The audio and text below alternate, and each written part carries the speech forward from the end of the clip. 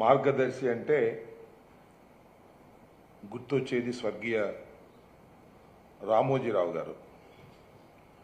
స్వర్గీయ రామోజీరావు గారు అంటే గుర్తొచ్చేది Ramoji film city, Usha Kiran movies, Priya పచ్చళ్ళు, ఈనాడు, ఇలా అనేకమైన సంస్థలు గుర్తొస్తాయి. ఒక విధంగా చెప్పాలంటే ఒక పెద్ద సామ్రాజ్యం. ఆంధ్రప్రదేశ్లోనే ఒక పెద్ద సామ్రాజ్యాన్ని ఏర్పరచుకున్నటువంటి వ్యక్తి స్వర్గీయ రామోజీరావు గారు. ఆయనకి చిట్ ఫండ్ కంపెనీలు, మార్గదర్శి లాంటి ఫైనాన్షియర్స్ ఉన్నాయి. ఇప్పుడు నేను ప్రత్యేకంగా చెప్పదలుచుకున్నది ఏమిటంటే, సరే రామోజీరావు గారు రీసెంట్గానే స్వర్గస్థులయ్యారు, మరణించారు. వారి గురించి నేను క్రిటిసైజ్ చేస్తే లేదా ఉన్న వాస్తవాలు చెప్తే బాధపడేవాళ్ళు చాలామంది ఉండొచ్చు, వారికి సంబంధించిన వారు. కానీ వాస్తవాలను ప్రజలకు చెప్పవలసినటువంటి బాధ్యత నాకున్నదనే ఉద్దేశంతో మేము మాట్లాడుతున్నాం. ప్రధానంగా ఆయన ఏర్పరచుకున్నటువంటి ఆ సామ్రాజ్యం అవినీతి మీద ఏర్పరచుకున్నటువంటి సామ్రాజ్యం. ఎందుకు అవినీతి మీద ఏర్పరచుకున్న సమాజం అని చెప్తున్నానంటే, ఆయన అనేకమైన చట్టాలను ఉల్లంఘించారు. చట్టాలను ఉల్లంఘించి తన కంపెనీస్ని, తన చిట్ ఫండ్స్ని, తన ఫైనాన్స్ని కంటిన్యూ చేసుకుంటూ వచ్చారు. ఎప్పటి నుంచి చేసుకుంటూ వచ్చారు? 50 సంవత్సరాల నుంచి, 5 దశాబ్దాల నుంచి చేస్తూ వచ్చారు. కానీ ఎవరు ఆయన వెంక చూడలా. అనేక మంది ముఖ్యమంత్రులు ఈ ఆంధ్రప్రదేశ్ని, ఉమ్మడి రాష్ట్రాన్ని పరిపాలించిన వారు. ఆయన మీద కన్నెత్తి కూడా చూడనటువంటి అంశం. ఏ వ్యవస్థ కూడా రామోజీరావు గారు తప్పు చేస్తున్నాడు, చట్టానికి వ్యతిరేకంగా పనిచేస్తున్నాడు, చట్టాన్ని అతిక్రమించి ఆర్థిక లావాదేవీలు చేస్తున్నారు అనేటువంటి మాట 2006 వరకు కూడా ఎవరు అనలా, ఎవరు దాని మీద దృష్టి పెట్టలా. ఎందుకంటే రామోజీరావు గారు చాలా పెద్దవారు, ఆయనకి ప్రభుత్వాలు అండగా ఉన్నాయి. ముఖ్యంగా తెలుగుదేశం పార్టీ వారికి అండగా ఉంది. కేంద్రంలో ఉన్న ప్రభుత్వాలు కూడా వారికి అండగా ఉన్నటువంటి సందర్భాలు ఉన్నాయి. ఒక మాట చెప్పాలంటే, రామోజీరావు గారు ఎవరిని కలవరు, ముఖ్యమంత్రుల్ని లేదా పెద్ద పెద్ద నాయకుల్ని కలవరు. రామోజీ సిటీలోకే హెలికాప్టర్లోనో, విమానంలోనో, కారుల్లోనో వెళ్ళి ముఖ్యమంత్రులు కలిసి ఆయన గౌరవించేటటువంటి పరిస్థితి. అంత పెద్దవాడు కాబట్టి ఆయన తప్పు చెయ్యడనో, తప్పు చేసినా వదిలేయాలనేటువంటి ఉద్దేశంతో అనేక ముఖ్యమంత్రులు వ్యవహరించారు. కానీ 2006లో డాక్టర్ వైఎస్ రాజశేఖర రెడ్డి గారు ముఖ్యమంత్రిగా ఉన్న సమయంలో ఒక పెద్ద కుంభకోణాన్ని, మొత్తానికి ఈ సామ్రాజ్యానికి సంబంధించినటువంటి ఒక పెద్ద స్కామ్, దాన్ని బయటకు తీశారు. దానికి బయటకు తీయటానికి ప్రధానమైన కారణం, ఎందుకంటే నేను కూడా అప్పుడు రాజశేఖర రెడ్డి గారి ఈ టైంలో ఎమ్మెల్యే కాకపోవచ్చు, మంత్రి కాకపోవచ్చు, కానీ సన్నిహితంగా మెలిగినటువంటి వ్యక్తిని. ఆ రోజున ఉండవల్లి అరుణ్ కుమార్ గారు ఎంపీగా ఉన్న రోజుల్లో వాళ్ళ అమ్మగారికి ఈ డిపాజిట్ చేశారు రామోజీ ఫైనాన్స్లో. ఆ డిపాజిట్ చేస్తే అది వస్తే దాని మీద హెచ్యుఎఫ్ అని ఉంది. ఆయన చూసి హెచ్యుఎఫ్ ప్రకారం, ఎందుకంటే ఉండవల్లి అరుణ్ కుమార్ గారు కొద్దిగా చదువరి, చట్టాల గురించి బాగా తెలిసినటువంటి వ్యక్తి, నీతి నిజాయితీగా ఉండే వ్యక్తి కాబట్టి ఏంటి హెచ్యుఎఫ్ అనే దానికి ఆర్బీఐ చట్టం ప్రకారం హెచ్యుఎఫ్ అసలు ఫైనాన్స్ కలెక్ట్ చేయడానికి వీల్లేదు, డిపాజిట్లు వీలు చేయదు. సెక్షన్ 45S ప్రకారం ఎలా రామోజీరావు చేస్తున్నాడు అనే దాని మీద ఈ has given a complaint to the RBI. అక్కడ ప్రారంభమైంది. దానికి రాజశేఖర రెడ్డి గారు రక్షణ కల్పిస్తూ వచ్చారు. దాని మీద చాలా కోర్టులకు వెళ్ళారు. రామోజీరావు గారి మీద కేసు వేసినట్టు ఆర్బీఐకి ఇస్తే దాన్ని కేసు రిజిస్టర్ చేయాల్సిన పరిస్థితి అనివార్యంగా వచ్చింది. ఆర్బీఐ చాలా స్పష్టంగా చెప్పింది, 45S ప్రకారం హెచ్యుఎఫ్ అంటే హిందూ అన్డివైడెడ్ ఫ్యామిలీ. ఏదైతే రామోజీరావు గారు ఇవాళ మార్గదర్శి ఫైనాన్స్ ద్వారా డిపాజిట్లు వసూలు చేస్తున్నారో అది చట్ట వ్యతిరేకం. దాని మీద ప్రభుత్వం, రాష్ట్ర ప్రభుత్వం యాక్షన్ తీసుకోవాలి అని ఆర్బీఐ చెప్పింది. చెప్పిన తర్వాత దాని మీద రంగాచారి కమిటీని ఒకదాన్ని వేశారు. దాని మీద రిపోర్ట్ తీసుకున్నారు. ఆ తర్వాత కృష్ణరాజు అనే స్పెషల్ ఆఫీసర్ని వేశారు. దాని మీద కూడా యాక్షన్ తీసుకోవడానికి ప్రయత్నం చేసిన సందర్భాల్లో రామోజీరావు గారు కోర్టులన్నీ ఆశ్రయించారు, స్టేలు కావాలని అడిగారు. ఏ కోర్టు స్టే ఇవ్వలేదు, దీని మీద యాక్షన్ తీసుకోవాలని చెప్పారు. నాకు తెలిసి ఈ ఉండవల్లి అరుణ్ కుమార్ గారి మీద కూడా పరువు నష్టం దావా వేశారు. 100 కోట్లకో 1000 కోట్లకో ఎంతకో పరువు నష్టం దావా కూడా ఉండవల్లి అరుణ్ కుమార్ గారి మీద వేసినటువంటి సందర్భం. ఎందుకు ఇవాళ ఈ విషయాన్ని మళ్ళా ప్రస్తావన చేస్తున్నాను అంటే ఇది అలా ఇలా చాలా మెలికలు తిరుగుతూ వచ్చింది. తర్వాత రాజశేఖర రెడ్డి గారు మరణించారు, ప్రభుత్వాలు మారాయి, ఎవరు ఏమీ చూడలేదు. చివరికి ఏం జరిగిందంటే ఒక సందర్భంలో హైదరాబాద్లో ఉన్నటువంటి న్యాయస్థానం ఉంది కదా, మనకు ఉమ్మడి న్యాయస్థానం ఉండేది హైదరాబాద్లో. తర్వాత రాష్ట్రం విడిపోయిన తర్వాత ఇమీడియట్గా ఉమ్మడి రాజధాని ఉమ్మడి హైకోర్టు చీలిపోలేదు. దాన్ని ఏం చేశారంటే 2018 డిసెంబర్ 31న రెండుగా చీలిపోయింది. 31వ తారీఖున చట్టం ప్రకారం. ఆ చివరి రోజున ఏదైతే రామోజీరావు గారి మీద అప్పుడు రాజశేఖర రెడ్డి గారు ఉన్నప్పుడు కేసు పెట్టారో ఆ కేసును అనేక సందర్భాల్లో స్టేలు తీసుకురావడానికి కొట్టివేయడానికి ప్రయత్నం చేసినా న్యాయస్థానాలు అంగీకరించలేదు. ఆ రోజున మాత్రం ఈ కేసును కొట్టివేయమని చెప్పేసి క్వాష్ చేయమని చెప్పేసి రామోజీరావు గారు పిటిషన్ పెట్టారు.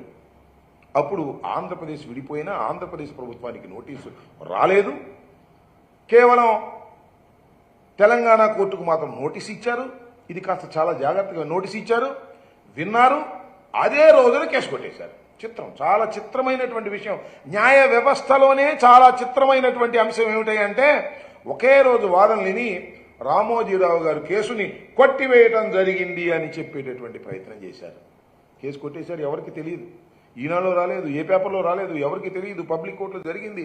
చాలా రహస్యంగా వ్యవస్థల్ని మేనేజ్ చేయటం అంటే ఇది అనిపించే విధంగా చేసినటువంటి సందర్భాన్ని వాళ్ళు గుర్తు చేయవలసినటువంటి అవసరం ఉందని కూడా ఈ సందర్భంగా నేను మనవి చేస్తున్నా. ఇది డిసెంబర్ 31, 2018లో కేసు కొట్టేస్తే దీనిలో ప్రధానంగా వాచ్ చేస్తున్నటువంటి మాజీ ఎంపీ ఉండవల్లి అరుణ్ కుమార్ గారు దాన్ని ఏ విధంగా తెలుసుకున్నారో ఎవరు పట్టించుకోలేదు. యాక్చువల్గా ఏం జరుగుతుంది ఏంటనేది దాన్ని మళ్ళీ డిసెంబర్ 19-16 2019లో అంటే సుమారుగా సంవత్సరం తర్వాత అరే ఈ కేసు ఎలా కొట్టేశారు, ఎందుకు ఇలా జరిగింది అని ఎంక్వైరీ చేసి మళ్ళా డిసెంబర్ 16, 2019లో ఈ కొట్టేయటం అన్యాయం అని చెప్పేసి, ఎందుకంటే హైకోర్టులో కొట్టేశారు కదా, సుప్రీంకోర్టుకు వెళ్లారు. సుప్రీంకోర్టులో ఈ కేసుని దాఖలు చేసి ఇలా కొట్టేయటం అన్యాయం, దీని మీద మళ్ళీ తిరిగి విచారణ జరపాలి అంటే అలా తిరిగి ఇలా తిరిగిన తర్వాత ఆంధ్రప్రదేశ్ ప్రభుత్వం కూడా జగన్మోహన్ రెడ్డి గారు ముఖ్యమంత్రిగా ఉన్న సమయంలో ఆంధ్రప్రదేశ్ ప్రభుత్వం కూడా ఎస్ఎల్పీలో మేము ఇన్వాల్వ్ అవుతాం, మేము కూడా పిటిషన్దారులుగా వస్తాం, జాయిన్ అవుతాం అని జాయిన్ అయ్యి కౌంటర్ పడేసిన తర్వాత వాళ్ళు ఒక నిర్ణయం చేశారు సుప్రీంకోర్టు.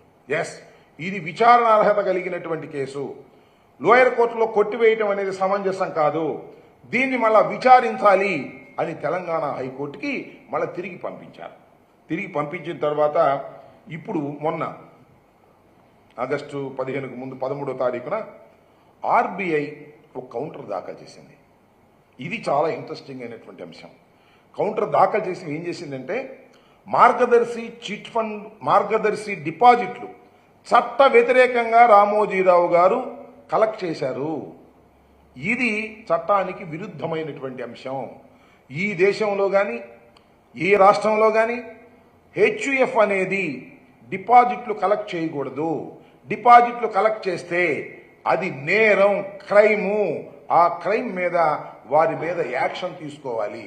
ఎంత డిపాజిట్ అయితే వసూలు చేస్తారో ఆ డిపాజిట్కి డబల్ సొమ్ముని మనం వసూలు చేసేటటువంటి హక్కు ఉంటుంది అనేటువంటి ఉద్దేశంతో దాన్ని వివరంగా కూడా వివరటం జరిగిందన్నమాట. దానిలో ఎంత వసూలు చేశారంటే 2006 సమయానికి సుమారుగా 2610 కోట్ల రూపాయలను చట్టానికి వ్యతిరేకంగా రామోజీరావు గారు వసూలు చేశారు. రామోజీరావు గారు ఫైనాన్స్ సుమారుగా 2,75,000 మంది డిపాజిట్ల ద్వారా సుమారుగా 2,610 కోట్ల రూపాయలు అక్రమంగా డిపాజిట్లు వసూలు చేశారు. ఇది చట్ట వ్యతిరేకమైనటువంటి అంశం. ఈ చట్ట వ్యతిరేకమైన అంశాన్నే 12వ తారీఖున హైకోర్టులో ఆర్బీఐ చాలా స్పష్టంగా పడేసింది, కౌంటర్ పడేసింది. అయ్యా ఈయన మీద యాక్షన్ తీసుకోవాల్సిన అవసరం ఉంది. అఫ్కోర్స్ రామోజీరావు గారు చనిపోయి ఉండొచ్చు. చనిపోయినా ఆయన మీద యాక్షన్ తీసుకోవాలి అంటే ఆయనకు సంబంధించినటువంటి సంస్థ ఉంది, వసూలు చేసిన వాళ్ళు ఉన్నారు, వాళ్ళ అబ్బాయి కిరణ్ గారు ఉన్నారు, వాళ్ళు కూడా దానిలో జాయిన్ అయ్యే పరిస్థితి ఉంది. వారి మీద యాక్షన్ తీసుకోవాలి అనేటువంటి ఉద్దేశాన్ని చాలా స్పష్టంగా చెప్పడం జరిగింది. ఎందుకు ఈ విషయాన్ని నేను చెప్తున్నానంటే, రామోజీరావు గారు అంటే చాలా పెద్ద గొప్పవాడిని. రాజశేఖర రెడ్డి గారు ఆ రోజున రామోజీరావు గారి మీద యాక్షన్ తీసుకోవడానికి ఒక కమిషను, ఒక యాక్షన్ తీసుకుంటే ఇది పత్రికా స్వేచ్ఛ మీద దాడి అన్నారు. రామోజీరావు గారు లాంటి పెద్ద వ్యక్తి మీద మీరు దాడి చేస్తారా అన్నారు.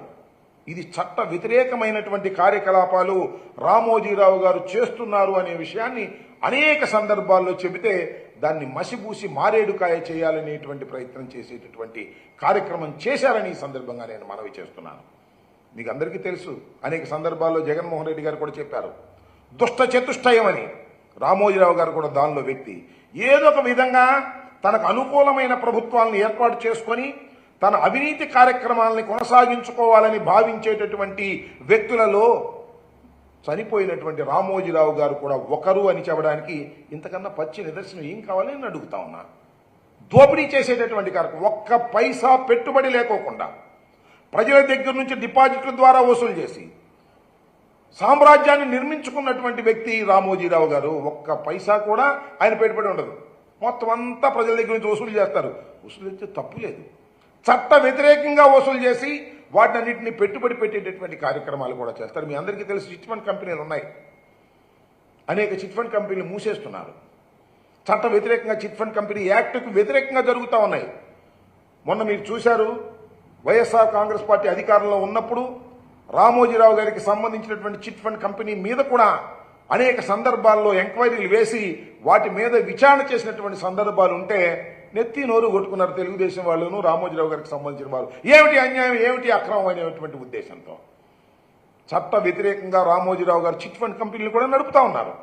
చిట్ ఫండ్ కంపెనీ వ్యవస్థ ఆ చట్టానికి అనుగుణంగా, చిట్ ఫండ్ చట్టానికి అనుగుణంగా చిట్ ఫండ్ కంపెనీలు నడవాలి తప్ప దానికి వ్యతిరేకంగా వాటిని ఉల్లంఘించి చిట్ ఫండ్ కంపెనీలు నడుపుతున్నటువంటి వ్యక్తి రామోజీరావు గారు. అందువల్లనే వాళ్ళని యాక్షన్ తీసుకోవాలనేటువంటి ప్రయత్నం చేస్తే నెత్తి నోరు కొట్టుకున్నటువంటి సందర్భాలు ఉన్నాయని కూడా ఈ సందర్భంగా నేను మనవి చేస్తున్నా. కాబట్టి నేను ఈ సందర్భంగా మనవి చేయదలుచుకున్నది ఏమిటంటే, జగన్మోహన్ రెడ్డి గారు కానీ, రాజశేఖర రెడ్డి గారు కానీ, ఉండవల్లి అరుణ్ కుమార్ గారు కానీ ఈ జరుగుతున్నటువంటి చట్ట వ్యతిరేకమైన కార్యక్రమాలను వ్యతిరేకిస్తూ పోరాటం చేసినటువంటి సందర్భాన్ని ఈ సందర్భంగా నేను గుర్తు చేస్తూ ఉన్నా. అలాంటి రామోజీరావు గారు, ఆయన వెనకేసుకొచ్చినటువంటి అనేక మంది, ఇవాళ ఈ రాష్ట్రాన్ని పరిపాలిస్తున్నటువంటి ముఖ్యమంత్రి గారు కూడా దీనిలో సింపుల్ ఏంటంటే, తనకు అనుకూలమైన ప్రభుత్వం కావాలి ఈ రాష్ట్రంలో, తెలంగాణలో కానీ చూసి చూడనట్టుగా వెళ్ళిపోయేటటువంటి పరిస్థితి. ఎన్ని నేరాలు చేస్తున్నా, ఎన్ని ఘోరాలు చేస్తున్నా వాటిని పట్టించుకోకుండా ఉండాలనేటువంటి పద్ధతుల్లో రామోజీరావు గారు వ్యవహరించారు. వారి వారసులు కూడా అలాగే వ్యవహరిస్తున్నారు. అందువల్ల రాజశేఖర రెడ్డి గారి మీద రామోజీరావు గారు కానీ, లేదా చంద్రబాబు నాయుడు గారు కానీ, వీళ్ళందరూ కూడా రాజశేఖర రెడ్డి గారి మీద, అదేవిధంగా జగన్మోహన్ రెడ్డి గారి మీద పుంఖాలుగా అసత్యమైనటువంటి వార్తలు ఫ్రంట్ పేజీలో వండి వార్చేటటువంటి కార్యక్రమాలు చేస్తున్నారు. అదేవిధంగా ఈనాడులో కూడా, ఈనాడు టెలివిజన్లో కూడా తెల్లారి లెగిస్తే జగన్మోహన్ రెడ్డి గారి మీద, వైఎస్ఆర్ ప్రభుత్వం మీద, ఇప్పుడేమో పార్టీ మీద విపరీతంగా దాడి చేసేటటువంటి కార్యక్రమాలు చేసేటటువంటి పరిస్థితి మీరు చేస్తున్నారు. ఇది చాలా దుర్మార్గమైనటువంటి అంశమని మనం చేస్తున్నాం. ఎందుకంటే రామోజీరావు గారు ఆయన వాళ్ళు చనిపోయి ఉండవచ్చు, ఆయన చనిపోయిన తర్వాత ఆయన వారసులుగా కొనసాగుతున్న వారు ఉన్నారు. ఆ సామ్రాజ్యం ఉంది, ఆ సామ్రాజ్యం అంతా అవినీతితో ఏర్పడినటువంటి సామ్రాజ్యమే తప్ప ధర్మంగా ఏర్పడినటువంటి సామ్రాజ్యం కాదు అనేది దయచేసి అర్థం చేసుకోవాల్సినటువంటి అవసరం ఉంది. ఇదే విషయాన్ని రిజర్వ్ బ్యాంక్ ఆఫ్ ఇండియా చాలా స్పష్టంగా ఈ రోజున హైకోర్టులో, తెలంగాణ హైకోర్టులో చాలా స్పష్టంగా తన కౌంటర్లో దాఖలు చేసింది. రామోజీరావు గారు చేసినటువంటి ఫైనాన్షియర్స్ అంతా కూడా ఈ మార్గదర్శి ఫైనాన్షియర్స్ అంతా కూడా ఆర్బీఐ చట్టానికి వ్యతిరేకంగా చేసినటువంటిదే ఈ 50 సంవత్సరాల కాలంలో కూడా అనేటువంటి మాట ఆర్బీఐ చెప్పినటువంటి సందర్భం. తప్పనిసరిగా ఈ కేసులో రామోజీరావు గారికి కానీ, వారి వారసులకు కానీ తప్పనిసరిగా శిక్షించేటటువంటి పరిస్థితి ఉంటుంది. దానిలో ఏ విధమైన సందేహము లేదు. యాతా వాతా నేను చెప్పదలుచుకున్నది ఒక్కటే, రామోజీరావు గారు లాంటి వాళ్ళు అనేక మంది ఇలాంటి కార్యక్రమాలు చేసి తెలుగుదేశం గొడుగు కిందో తెలుగుదేశం గొడుగు పైనో బ్రతకాలనేటువంటి పరిస్థితి చేస్తున్నారు. ఇంత దారుణమైన అంశాలను మాత్రం చంద్రబాబు నాయుడు గారు కానీ వాళ్ళు కానీ వీళ్ళు కానీ ఖండించరు. వాటిని మోసేటటువంటి ప్రయత్నం చేస్తారు. తెల్లారు లెగిస్తే జగన్మోహన్ రెడ్డి గారు ఆర్థిక నేరగాడని, జగన్మోహన్ రెడ్డి గారు విధ్వంసకారుడని ఇలాంటి ప్రచారం చేసే కార్యక్రమం చేస్తున్నారు. నేను చాలా సందర్భాల్లో చెప్పాను. ఇప్పుడు కాదు, డాక్టర్ వైఎస్ రాజశేఖర రెడ్డి గారు ఉన్న రోజు నుంచి మేము చెప్తున్నాం, రామోజీరావు గారు వైట్ కాలర్ క్రిమినల్ అని, ఆయన నేరగాడని మేము చెప్తున్నాం. ఆయన చనిపోయిన తర్వాత ఆర్బీఐ చాలా స్పష్టంగా చెప్పింది, ఆర్థికంగా నేరం చేసినటువంటి వ్యక్తి ఇతను అనేటువంటి పరిస్థితులు చెప్పడం జరిగింది. దీన్ని మూలం నుంచి తీసుకొచ్చినటువంటిది రాజశేఖర రెడ్డి గారు. ఆయన మరణించారు. తర్వాత we have to appreciate, Undavalli Arun Kumar గారిని అప్రిషియేట్ చేయాలి. ఇది చచ్చిపోయినటువంటి కేసుని, దీన్ని కొట్టేంచుకున్నటువంటి కేసుని, దాన్ని 2018లో దాన్ని కొట్టేంచుకోవాలనే ప్రయత్నం చేసి కొట్టేంచుకున్నా కూడా దాన్ని సుప్రీంకోర్టుకు వెళ్ళి దాన్ని బతికించి మళ్ళా తీసుకొచ్చి తెలంగాణ హైకోర్టులో పెట్టి ఆర్బీఐ కౌంటర్ వేసేటువంటి పరిస్థితి తీసుకొచ్చింది. మన ప్రభుత్వం కూడా, ఆంధ్రప్రదేశ్ ప్రభుత్వం కూడా దానిలో ఇంప్లీడ్ అయి ఉన్నది. దీని మీద విచారణ జరగవలసినటువంటి అవసరం ఉందని కూడా నేను మనవి చేస్తున్నా. ఈ అరుణ్ కుమార్ గారు రోజు దీని గురించే, మేము ఆయన చాలా సందర్భాల్లో రాజశేఖర రెడ్డి గారి దగ్గర ఉన్నటువంటి వ్యక్తులం కాబట్టి చాలా సందర్భాల్లో మాట్లాడుకుంటూ వచ్చాం. అప్పటి నుంచి ఇప్పుడు కూడా రామోజీరావు గారి కేసు విషయం చాలా సందర్భాల్లో మాట్లాడుతూ, నేను కూడా చాలా సందర్భాల్లో కలిశాను ఆయన్ని. ఆయన రూమ్ నిండా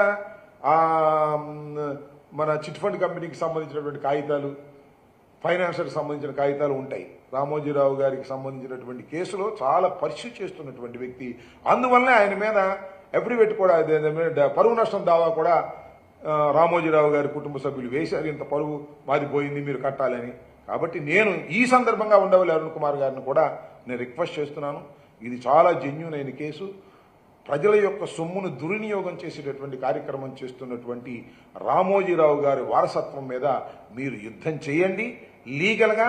దాన్ని యుద్ధం చేయకపోతే మీ మీద వేశారు కదా మళ్ళా పరువు నష్టం దావా, అది కూడా మీరు గుర్తుపెట్టుకుని దీని మీద యుద్ధం చేయాల్సినటువంటి అవసరం ఉంటుందని కూడా నేను ఈ సందర్భంగా మనవి చేస్తూ, మార్గదర్శి చేసినటువంటి ఈ కార్యక్రమాలన్నీ కూడా చట్ట వ్యతిరేకమైన కార్యక్రమాలు. చిట్ ఫండ్ కంపెనీ చేస్తున్నటువంటి కార్యక్రమాలన్నీ కూడా చట్ట వ్యతిరేకమైన కార్యక్రమాలు. నేను ఈ రాష్ట్ర ప్రభుత్వాన్ని, నారా చంద్రబాబు నాయుడు గారిని నేను మీ ద్వారా విజ్ఞప్తి చేస్తున్నా, ఈ చట్ట వ్యతిరేకమైన కార్యకలాపాలని మీరు ఏదైనా చిట్ ఫండ్ కంపెనీ తప్పు చేస్తే తెల్లారిపాటికి మూసేస్తారు. కానీ రామోజీరావు గారు చిట్ ఫండ్ కంపెనీ అంతా లోపభూయిష్టంగా ఉంది, ఎక్కడా రూల్స్ను పాటించడం లేదు. వాటి మీద మీరు యాక్షన్ తీసుకోకపోయినట్లయితే మీరు ప్రజలకు సమాధానం చెప్పవలసినటువంటి పరిస్థితి వస్తుంది. రామోజీరావు గారు మీకు దైవంగా ఉండొచ్చు, గురువుగా ఉండొచ్చు, కానీ ఆయన కంపెనీ చేస్తున్న చిట్ ఫండ్ కంపెనీలన్నీ కూడా అతి దారుణంగా చట్ట వ్యతిరేకంగా నడపబడుతూ ఉన్నాయి. వాటి మీద కూడా యాక్షన్ తీసుకోవాల్సినటువంటి అవసరం ఉందని ఈ సందర్భంగా నేను చెప్పదలుచుకున్నాను. దాన్ని రాబోయే టైంలో మనం చూస్తాం. ఖచ్చితంగా ఎవ్వరూ చట్టానికి వ్యతిరేకులు కాదు, చట్టానికి అతీతులు కూడా కాదు. చట్టం నుంచి పారిపోవాలని అనేక సందర్భాల్లో రామోజీరావు గారు జీవించి ఉండగా ప్రయత్నం చేశారు. చట్టం నుంచి తప్పుకుపోవడానికి ఒకసారి తప్పుకుపోయాం అనుకున్నారు, హైకోర్టులో కేసు కొట్టేయించుకుని. కానీ అరుణ్ కుమార్ గారు ఢిల్లీ సుప్రీంకోర్టులో వేసి మళ్ళా చట్ట పరిధిలోకి తీసుకొచ్చినటువంటి సందర్భం శభాష్ అనిపించేటువంటి సంఘటన. ఎంత పెద్దవారైనా కూడా చట్టానికి అతీతులు కారు అని చెప్పడానికి ఈ రామోజీరావు గారి కేసు చాలా స్పష్టంగా అర్థమవుతుందనేది కూడా నేను ఈ సందర్భంగా చెప్తూ, ఇలాంటి చట్ట వ్యతిరేక కార్యకలాపాలు చేస్తున్నటువంటి ఎంత పెద్దవారినైనా కూడా శిక్షించవలసినటువంటి అవసరం ఉంటుందని, దానికి ప్రజలు దీని మీద చర్చించవలసినటువంటి అవసరం కూడా ఉన్నదని ఈ సందర్భంగా మీ ద్వారా తెలియపరుస్తూ ఉన్నాను. ఇంకా ఇంకొక అంశం గురించి కూడా మీతో మాట్లాడాలి. మనం చూసాం, రాజమండ్రిలో R&R ఆఫీసులో కాగితాలు తగలేశారంట, ఫైల్స్ తగలేశారు. చాలా గందరగోళం జరిగింది. చాలా స్కామ్ నుంచి బయటపడటం కోసం ఇవన్నీ కూడా తగలేసేటటువంటి కార్యక్రమం చేశారు. అసలు స్కామ్ అంటే ఇది రామోజీరావు గారి స్కామ్, అది వేరే విషయం అనుకోండి. ఇంత పెద్ద స్కామ్ నాకు తెలిసి భారతదేశంలో ఎక్కడా లేదు. అంత పెద్ద స్కామ్ రామోజీరావు గారు 50 సంవత్సరాల నుంచి చేస్తూనే ఉన్నాడు. కాగితాలు తగలేయంగానే దానిలో ఒక పెద్ద స్కామ్ ఉందంట. ఎమ్మటే వచ్చారు అందరూ కూడా, ఆర్డీఓలు, కలెక్టర్లు, ఎలక్టర్లు అందరూ వచ్చేసి ఏదో చెప్పారు, చూసుకున్నాను. నేను మనవి చేస్తున్నా, ఏంది ఫైల్స్ గొడవ? మన గుండు కరకట్ట మీద ఫైల్ తగలేశారు మొన్న, అది కూడా ఏదో గందరగోళం అయిపోయింది. కరకట్ట మీద ఫైల్స్ తగలేశారు, ఈ డిపార్ట్మెంట్లో ఏదో మోసం జరిగిందని చెప్పేసి కలెక్టర్ కూడా వచ్చాడు, చూశాడు. కలెక్టర్ చెప్పాడు ఏమి లేదని చిత్తుకైతే తగలేశారు. మా గుంటూరులో కూడా తగలేశారు. గుంటూరు తగలేస్తే ఎంఆర్ఓ ఆఫీస్ దగ్గర అయ్యో ఫైల్స్ తగలేశారు, గందరగోళం అయిపోయింది, దీనిలో ఏదో మిస్చిఫ్ జరిగిపోయిందని మళ్ళా వచ్చి వాళ్ళు చెప్పారు, అయ్యా చిత్తుకైతేనైనా తగలేశాం బాబు అని. ఏందయ్యా ఈ పని? నాకు అర్థం కాలేదు. ఏం చేస్తుంది ఈ ప్రభుత్వం? ఆఫీసుల్లో ఉన్న చెత్త చెదారం చిత్తు కాగితాలు తగలేస్తే ఇది ఒక పెద్ద స్కాము అనేటువంటి పరిస్థితికి మీరు ఎందుకు దిగజారిపోతున్నా నాకు అర్థం కాలేదు. అసలు ఈ రోజుల్లో కాగితాల్లో ఉందా? ఈ కాగితం చేస్తే కంప్యూటర్లోకి వెళ్ళదు, ఫొటోస్ తీసి మళ్ళీ కంప్యూటర్లో పెడతారు. ఈ ఫైలింగ్ అంతా వచ్చేసిన తర్వాత ఆ కాగితాలు ఈ ఆఫీసులు ఆ ఆఫీసులు తగలేస్తే ఏమైంది? ఊరికి ఏదో ఒకటి గుడ్డ కాల్చి వైసీపీ ముఖాన వేయాలి, ఈ రాష్ట్రంలో ఏదో జరిగిపోతుంది అనేటువంటి భావన కలగాలి అంటే కొంతమంది ప్రజలు కూడా నమ్మి, ఏమండి ఆ ఊళ్ళో ఆఫీసులో పుస్తకాలు తగలేస్తున్నారంట, అంతా వైసీపీ స్కాములు బయటపడతాయని ఇలా చెప్పుకుంటున్నారంట అక్కడక్కడ, ఎవరు తెలియని వాళ్ళు. నేను మనవి చేస్తున్నా, ఎక్కడైతే చెత్త తగలేస్తే అక్కడ స్కామ్ ఉందని మా మీద ప్రచారం చేసే పరిస్థితికి మీరు దిగజారిపోయారు. అందువల్ల ఒక జీవో పాస్ చేయండి అయ్యా రాష్ట్ర ప్రభుత్వం, నారా చంద్రబాబు నాయుడు గారు ఒక జీవో పాస్ చేయండి, ఏ ఆఫీసులోనూ చెత్త తగలేయడానికి వీల్లేదు అని. చెత్త తగలేసుకోకుండా ఉంటే అప్పుడు మీకు ధైర్యం వస్తుందేమో, లేకపోతే చెత్త తగలేశారని మా మీద బురద జల్లేటటువంటి కార్యక్రమాలు చేస్తున్నారు చాలా దుర్మార్గంగా. ఇది పవన్ కళ్యాణ్ గారు ఏదో మొన్న పిఠాపురంలో చెత్త నుంచి సంపద సృష్టిస్తామన్నాడు అన్నాడా? ఇది ఇప్పుడు పాపదే. పాపం కొత్తగా పవన్ కళ్యాణ్ గారు కొత్తగా రాజకీయాల్లోకి వచ్చారు కాబట్టి, ఆయన ఉప ముఖ్యమంత్రి అయ్యాడు కాబట్టి ఆయనకి ఇప్పుడు ఈ మధ్యన అది అర్థం, చెత్త నుంచి సంపద సృష్టించడం అనేది. చంద్రబాబు ఎప్పటి నుంచో చెప్పాడు చెత్త నుంచి సంపద సృష్టిస్తామని. ఏం సృష్టించలేదు, అది వేరే విషయం. ఇప్పుడు చెత్త నుంచి సంపద కాదు కానీ చెత్త తగలేస్తే దాని నుంచి స్కాములు సృష్టించాలని ప్రయత్నం చేస్తారు. నాయన మీకు దండం పెడతాను, స్కాములు చెత్త తగలేస్తే దొరకవు, పట్టుకుంటే దొరుకుతాయి. ఇది గిట్ట పట్టుకుంటే మేమేమి స్కాములు చేయలేదు, మా మీద స్కాములు రుద్దాలని మీరు ప్రయత్నం చేస్తున్నారు. అనేక మంది ఎమ్మెల్యేలని నాయకుల్ని అరెస్ట్ చేసే కార్యక్రమం చేస్తున్నారు. చేసుకోండి, మేమేమి భయపడము. చట్టం ఉంది, చట్ట ప్రకారమే ముందుకు వెళ్తాం తప్ప మేము దేనికి భయపడే వాళ్ళం కాదు. వైఎస్ఆర్ కాంగ్రెస్ పార్టీ పుట్టిందే ధైర్యంగా పుట్టినటువంటి రాజకీయ పార్టీ. ఇవాళ మేము దురదృష్టవశాత్తు మేము ప్రజలకు మన్నన పొందలేకపోవచ్చు, కారణాలు ఏమైనప్పటికీ, కానీ ధైర్యం లేకోకుండా మాత్రం లేవని కూడా మనవి చేస్తున్నా. మీరు ఏదో ఒక విధంగా మా మీద బురద జల్లాలనే కార్యక్రమం చేస్తున్నారు. ఎక్కడ చిత్తు కాగితాలు తగలేస్తే అక్కడ స్కామ్ జరిగిందనేటువంటి నీచమైన స్థితికి దిగజారిపోవటం మీ దురదృష్టకరం తప్ప మరొకటి కాదనే విషయాన్ని కూడా ఈ సందర్భంగా నేను చెప్పదలుచుకున్నా. ఇంకో మూడో అంశం కూడా ఒకటి ఉందబ్బా, అదేంటే నేను ప్రెస్ మీట్ పెట్టాను కదా. ప్రెస్ మీట్ పెట్టినప్పుడు ఈ పోలవరం ఇష్యూ మీద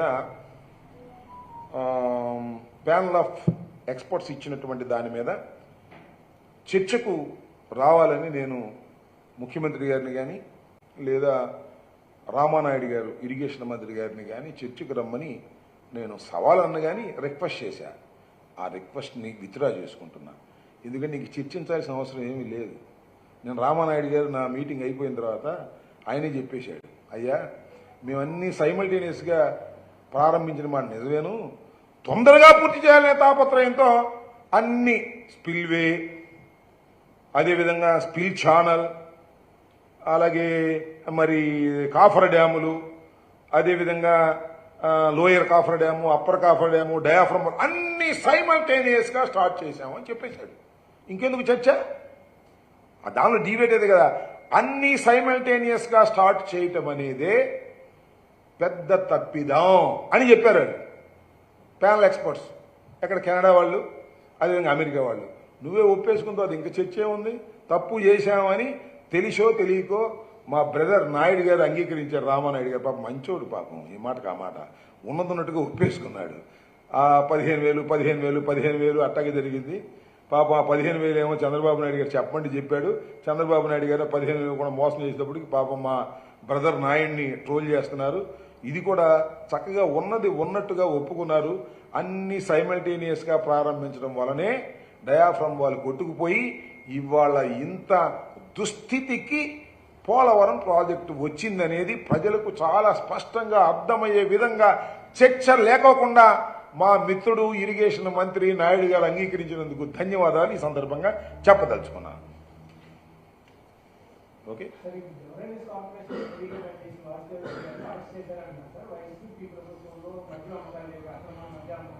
అవును అరెస్ట్ చేశారని అంటున్నారు. మరి నాకైతే సమాచారం లేదు. ఎండీగా పనిచేసిన వాసుదేవరెడ్డి గారు అరెస్ట్ అయ్యారని, అరెస్ట్ చేశారని ఏదో 1-2 ఛానల్స్లో వస్తుంది. హౌ ఫర్ ఇట్స్ ట్రూ నాకు తెలియదు. అయితే ఆయన అరెస్ట్ చేయాలని, ఆయన మీద కేసు పెట్టాలని, ఈ మద్యం కేసులు ఆయనతో పాటు ఇంకా చాలా మందిని పెట్టాలనేటువంటి ప్రయత్నం నారా చంద్రబాబు నాయుడు గారి ప్రభుత్వం చేస్తున్నట్టుగా మనకి ఆ ఎల్లో మీడియా, ఈనాడు, ఇప్పుడు రామోజీరావు గారి పత్రిక లేదా ఆంధ్రజ్యోతి చూస్తుంటే అర్థమవుతా ఉంది. నేను అడుగుతా ఉన్నానయ్యా, మద్యంలో స్కామ్ ఎక్కడ అవకాశం ఉంటుంది నాకు తెలియక అడుగుతాను. మద్యం అమ్మకాలు పెరిగితే స్కామ్ ఉంటుందా, తగ్గితే స్కామ్ ఉంటుందా? తగ్గినాయే. మా టైంలో మద్యం అమ్మకాలు తగ్గాయి, మా టైంలో మద్యం షాపులు తగ్గాయి, మా టైంలో డిస్టిలరీ కొత్త వాటికి పర్మిషన్ ఇవ్వలేదు, ఆ డిస్టిలరీలే కొనసాగాయి. స్కామ్ ఎక్కడ అవకాశం ఉంటుంది? అంటే చెత్త నుంచి స్కాములు తీసినట్టుగా మద్యం నుంచి స్కామ్ తీసి ఎవరినెత్తునో వేయాలనేటువంటి ప్రయత్నం చంద్రబాబు నాయుడు గారి ప్రభుత్వం చేస్తున్నది. చంద్రబాబు నాయుడు గారి ప్రభుత్వం అధికారంలోకి వచ్చిన తర్వాత కక్ష సాధింపు చర్యలుండవని పెదాలతో చెబుతున్నారు, మాటలతో చెబుతున్నారు. చేతల్లో మాత్రం ఎవరైతే జగన్మోహన్ రెడ్డి గారికి సన్నిహితంగా ఉన్నటువంటి వ్యక్తులని, అధికారుల్ని, నాకు దురదృష్టం ఏంటంటే వైసీపీ ఐపీఎస్ ఆఫీసర్లంట. మన పత్రికలు చూశాను నేను. వైసీపీ ఐపీఎస్ ఆఫీసర్ని 19 మందిని రోజు ఉదయం వచ్చి సాయం దాకా కూర్చోమన్నారంట. అది చిన్నప్పుడు మేము గుర్తుంటా, మనం చదువుకునే రోజుల్లో ఆలస్యంగా లేటుగా వస్తే అరే ఇప్పుడు నుంచి సాయం దాకా గోడ కూర్చోమని వాళ్ళు.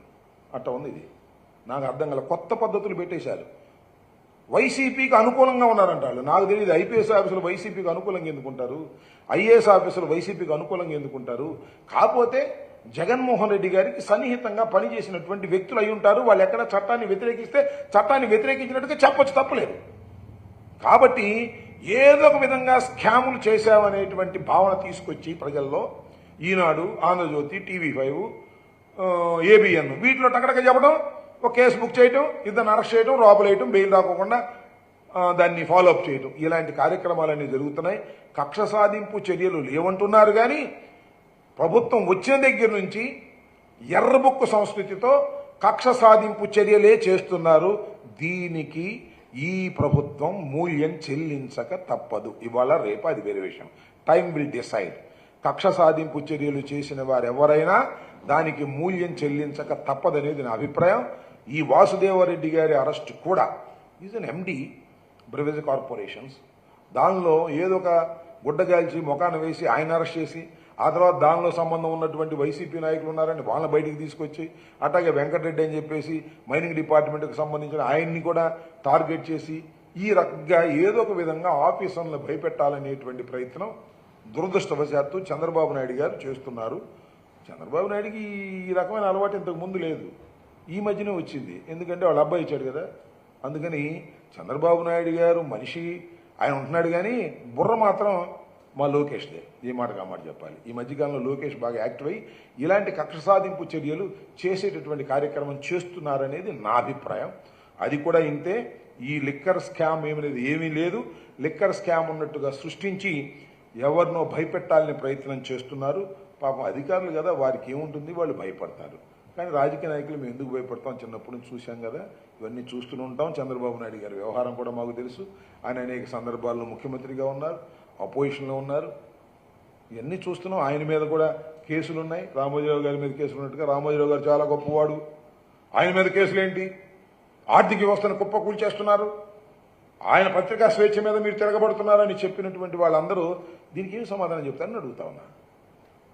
హైకోర్టులో RBI వేసినటువంటి అఫిడవిట్ చదువుకోమని మనం చేస్తున్నా. ఎవరైతే సపోర్ట్ చేశారో చంద్రబాబు నాయుడు గారు లాంటి వాళ్ళు, ఎవరైతే ఆ రోజున సపోర్ట్ చేశారో రాజశేఖర రెడ్డి గారు అన్యాయంగా, అక్రమంగా రామోజీరావు మీద దుర్మార్గంగా వ్యవహరిస్తున్నారని ఎవరైతే ఆ రోజున ఆయనకి ఒత్తాసుగా పలికారో వాళ్ళందరూ కూడా ఇవాళ ఆర్బీఐ వేసినటువంటి అఫిడవిట్ను చదవండి. రామోజీరావు గారు ఎంత క్రైమ్కు పాల్పడ్డాడో తెలుస్తుంది. రామోజీరావు గారు క్రైమ్స్కు పాల్పడ్డాడు, చంద్రబాబు నాయుడు గారు క్రైమ్స్కు పాల్పడ్డారు. గెలిచినంత మాత్రాన క్రైమ్స్ ఏమి పోవు, కాలం నిర్ణయిస్తుంది. తప్పనిసరిగా స్కిల్ స్కామ్లో కూడా చంద్రబాబు నాయుడు గారు ఇలాంటి పరిస్థితి ఎదుర్కోవాల్సిన అవసరం ఉంటుందని కూడా ఈ సందర్భంగా నేను చెప్పదలుచుకున్నాను. ఓకే.